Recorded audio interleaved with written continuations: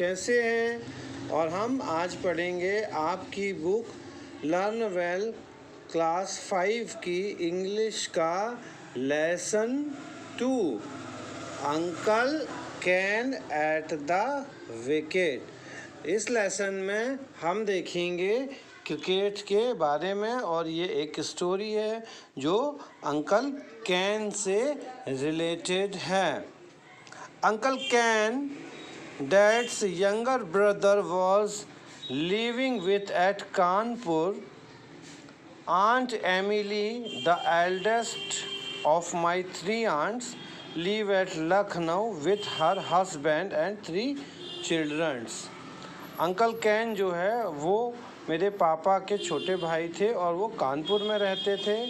Aunty Emily जो है वो सबसे बड़ी आंटी थी, 3 आंटियों में सबसे बड़ी आंटी थी और लखनऊ में रहती थी अपने हस्बैंड और बच्चों के साथ। One day uncle Ken announced that he was going to Lucknow to stay with aunt Emily. एक दिन अंकल कैन ने क्या कहा कि वो लखनऊ जाना चाहते हैं आंट एमिली के पास और वहाँ पर वो रुकेंगे। ठीक है। She has 3 children and a school to look after, said Gani. Don't stay here too long. तो उनकी वाइफ ने क्या कहा कि उनके 3 बच्चे हैं और वो स्कूल देखती हैं, इसलिए वहाँ ज़्यादा समय मत रुकना। She doesn't mind how long I stay, said Uncle Ken grimly. यहाँ पर ग्रिम्पली का मतलब क्या है? एंग्रली, ठीक है। And off he went. Uncle Ken's visit to Lucknow proved very interesting and memorable. We heard about it much later. उनकी जब वो लखनऊ गए तो उनकी जो ट्रिप थी वहाँ की वो बहुत अच्छी रही, मेमोरेबल रही, जिसके बारे में हम आगे बात करेंगे। When Uncle Ken got down at Lucknow railway station, a large crowd gathered around him. Everyone was waving to him and shouting words of welcome in Hindi, Urdu and English. Before Uncle Ken could make out what it was all about, his neck was filled high with garland of marigold. He could hardly open his mouth to say a word. जब वो लखनऊ पहुँचे तो वहाँ पर क्या हुआ, बहुत भीड़ थी और सब लोग उनसे मिलने आए हुए थे और सब लोग हिंदी, उर्दू, इंग्लिश में उनका अभिवादन कर रहे थे और उनके गला जो है मैरी गोल्ड यानी गेंदे की माला से भर गया था। A young man came forward and announced, the Gomti Cricketing Association welcomes you to the historical city of Lucknow. और वहाँ से एक जो जवान आदमी था उसने बोला कि गोमती क्रिकेट एसोसिएशन आपका स्वागत करती है। Then he quickly led Uncle Ken to a car that was waiting outside the station for them. और उसने उन्हें जल्दी से एक कार में ले जा कर के बिठाला जो कि स्टेशन के बाहर खड़ी हुई थी। Uncle Ken had no idea of where he was being taken and why he was being give up VIP treatment. While he was wondering about all this, the car drove into the sports stadium. Only then did Uncle Ken realize that he was expected to play in a cricket match. तो uncle जो can थे वो ये नहीं सोच पा रहे थे कि उनको इतना वीआईपी ट्रीटमेंट क्यों मिल रहा है, उनके लिए कार क्यों आई है और वो कहाँ जा रहे हैं। जब वह कार स्टेडियम के पास पहुंची तब उनको समझ में आया कि शायद उनको क्रिकेट खेलने के लिए बुलाने के उद्देश्य से वो लोग वहाँ पहुँचे थे। What had happened was in fact like this. Bruce Hallam, the famous English cricketer, was touring India and had agreed to play in a charity match at Lucknow. उसमें उन्होंने बताया कि ब्रूच हैलम जो है वो फेमस क्रिकेटर जो हैं वो इंडिया आ रहे हैं और उन्होंने लखनऊ में चैरिटी के लिए खेलना स्वीकार किया है। The previous evening he was in Delhi and had gone to bed with an upset stomach, so he hadn't been able to catch the train. He had sent a telegram to the organizers of the match in Lucknow, but they didn't get it. The cricketer fan of Lucknow had arrived at the station in droves to welcome the great cricketer, and by a strange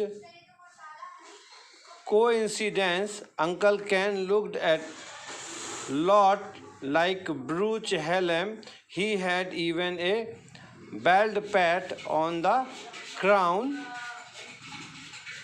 of his head, and he was wearing a blazer also. Hence all the confusion. तो उन्होंने बताया कि जो ब्रूच Hallam आने वाले थे वो अपने पेट के दर्द के कारण लखनऊ से अपनी ट्रेन नहीं पकड़ पाए और उन्होंने एक टेलीग्राम भी भेजा, लेकिन वो टेलीग्राम मिला नहीं। जब सब लोग उनको रिसीव करने स्टेशन पहुँचे तो सब लोगों ने उन्हें ब्रूच हैलम समझ करके और रिसीव किया, क्योंकि वो बिल्कुल ब्रूच हैलम जैसे ही दिखते थे। Uncle Ken received a rousing reception and a magnificent breakfast at the stadium. Now he felt that it would be very unsporting on his part if he refused to play cricket for them. उन्होंने क्या सोचा कि उनको सबसे पहले नाश्ता करवाया गया और फिर अंकल सोच रहे थे कि यदि वो क्रिकेट नहीं खेलते हैं या मना कर देते हैं तो ये बहुत अनसपोर्टिंग होगा। If I can hit a tennis ball, he mused, I ought to be able to hit a cricket ball also. उन्होंने क्या सोचा कि जब मैं टेनिस बॉल को मार सकता हूँ तो क्रिकेट की बॉल को भी मार सकता हूँ। And luckily he had a white shirt and a pant, और उनके पास एक सफ़ेद शर्ट और पैंट था। Of white flannels in his suitcase, उनके सूटकेस में क्या था? सफ़ेद शर्ट और सफ़ेद पैंट था। The Gomti team won the toss and decided to bat. Uncle Ken was expected to go in at number 3, Bruce Hallam's normal position. He soon found himself walking to the wicket. The first ball he received was short pitched. He was able to deal with in the tennis fashion. It went to the mid-wicket boundary. The crowd cheered lustily. अब जब उन्होंने cricket खेलने के लिए आए तो उनका number तीसरा था और तीसरे नंबर पे जब वो खेलने के लिए पहुँचे तो पहली गेंद जो है वो शॉर्ट पिच आई, जिसको कि उन्होंने टेनिस के स्टाइल से मारा और वो बाउंड्री पर चली गई। The next ball hit uncle can on the pad और he was right in front of his wicket. He shouldn't have been given out leg before wicket LBW, but the umpire hesitated to raise his finger.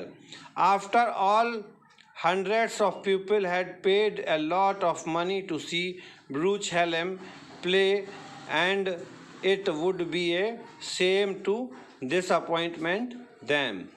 ठीक है, और अगली ही ball पे वो LBW हो गए। यहाँ पर LBW का फुल फॉर्म दिया है लेग बिफोर विकेट, और उनके LBW होने से लोग जो बहुत पैसे दे करके मैच देखने आए थे वो थोड़ा सा डिसअपॉइंटेड हो गए। Not out said the umpire, umpire ने कहा कि नॉट आउट है। The third ball took the edge of the uncle Ken's bat and passed through the slips, it went to the third man boundary. इस बार जब ball आई तो uncle जो can थे उनकी बॉल किनारे से टकराई और थर्ड मैन बाउंड्री पर चली गई। Lovely shot exclaimed an elderly gentleman in the pavilion, उसमें से किसी एक ने कहा कि बहुत अच्छा। A classic late cut said another, किसी ने कहा कि क्लासिक लेट कट था। Uncle Ken had another 4 runs to his name. When it was over and the other batsman had to face the bowling, he took run of the first ball and called for a second run. Uncle Ken thought 1 run was more than enough, but when the other batsman started running, he couldn't refuse to run. He was halfway down the pitch when a fielder hit the wicket. There could be no doubt this time Uncle Ken was run out. अब इस बार जब वो uncle can ने एक over पूरा कर लिया तो दूसरा बॉलर जो है, दूसरा बैट्समैन बैटिंग के लिए आ गया और उसने जैसे ही बॉल हिट की और 1 रन बनाने के लिए वो दौड़ा। अंकल कैन दूसरा रन नहीं दौड़ना चाहते थे लेकिन उसके बाद भी वो दौड़ गया, जिसके कारण से अंकल कैन को भी दौड़ना पड़ा और आधे रास्ते पहुंचते ही फील्डर ने विकेट में बॉल मार दी और अंकल कैन रन आउट हो गए। Uncle Ken return to the pavilion to the sympathetic applauses of the crowd. Not his fault, said the elderly gentleman. उनने कहा कि इसमें इनकी गलती नहीं थी। The other batsman shouldn't have tried to take 2 runs. उनने कहा कि 2 रन नहीं लेना चाहिए उसको। There wasn't a run there. वहाँ पर कोई भी रन नहीं था। Uncle Ken enjoyed a hearty tiffin, then he slipped out of the stadium, took a tanga and reached Aunt Emily's house.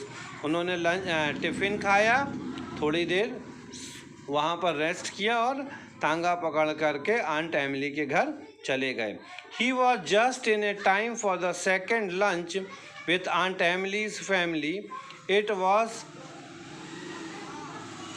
presumed at the stadium that Bruce Helen had left early to catch the train to Allahabad, where he was expected to play in another charity match. और उन्होंने कहा कि पता चला कि जो ब्रूच Helen है वो ठीक है और एक ट्रेन पकड़ के इलाहाबाद आ गए हैं और वो दूसरा चैरिटी मैच खेलेंगे।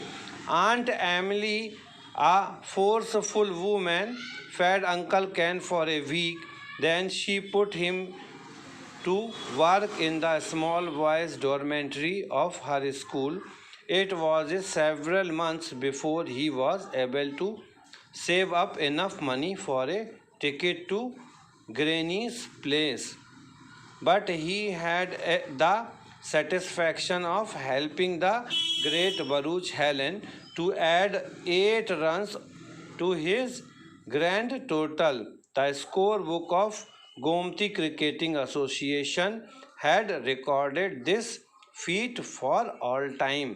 लेकिन जब 8 दिन काफ़ी दिन तक वो वहाँ पर रहे और उसके बाद वो घर आ गए लौट के, लेकिन उनको इस चीज़ का संतुष्टि थी कि उन्होंने ब्रूच हेलन के खाते में 8 रन जुड़वा दिए जो कि गोमती क्रिकेट एसोसिएशन ने रिकॉर्ड किए। इस प्रकार से हमने अंकल कैन के लेसन को पढ़ा। इस लेसन के नीचे वर्ड मीनिंग्स दिए गए हैं जिनको पढ़ते समय हमने आपको हिंदी में समझाया था आप लोग चाहें तो उसको देख करके बुक से लिख सकते हैं। एक बार मैं फिर से रिपीट कर रहा हूँ, grumpily angrily in a bad tempered way, मतलब गलत तरीके से, गुस्से से बोलना। मेक आउट, अंडरस्टैंड और see the reasons of something, है ना, समझना किसी कारण को जानते हुए। मैरी गोल्ड एंड ऑरेंज और येलो गार्डन फ्लावर, गेंदा, ठीक है। उसके बाद में VIP treatment, treatment given to a VIP, very important persons और celebrity. In droves, in large numbers, बहुत अधिक मात्रा में। Coincident, a situation in which two things happen at the same time by chance, मतलब अचानक से जब कोई घटना घटे तो उसे कोइंसिडेंस कहते हैं। Crown, the top part of the head. Blazer, coat, cricket खेलने वाला या स्पोर्ट्स वाले जो जैकेट पहनते हैं उसे ब्लेजर बोलते हैं। Rousing, full of energy and enhancement, जो पूरी ऊर्जा के साथ उत्साहवर्धन करना। अनस्पोर्टिंग, अनफेयर, अनुचित। Mused, flannels, trousers made for flannels, a soft light cloth. और इसके बाद में लिस्टली, एनर्जेटिकली, ऊर्जा के साथ। Pavilion, a large building of sports, जहाँ पर क्रिकेट वाले रुकते हैं। Classic, a very fine and elegant, मतलब बहुत शानदार। Pitch, an area of ground specially prepared for playing, cricket खेलने के लिए जो पिच बनाई जाती है ना उसको। एप्लॉज, ताली बजाना। हार्टली टिफिन, आ बिग लंच, अच्छा दोपहर का खाना। प्रेज्यूम्ड, सपोज्ड। फोर्सफुल, वजन दे करके कहना। Dormitory, a room for many to sleep, बहुत सारे लोगों के सोने के जब बिस्तर एक साथ लगे हों उसे डॉर्मेट्री कहते हैं। ग्रैंड टोटल, मिला जुला करके फाइनल टोटल जो हो जाता है। Fleet, an action that need skills, strength और करेज, ठीक है। तो इस तरह से आपने अंकल कैन के सारे क्रिकेट के लेसन्स को पढ़ा और इसके वर्ड मीनिंग देखे। इसकी एक्सरसाइज अगली क्लास में आपको भेजी जाएगी। तब तक आप अपना ध्यान रखिए और घर पर रहिए।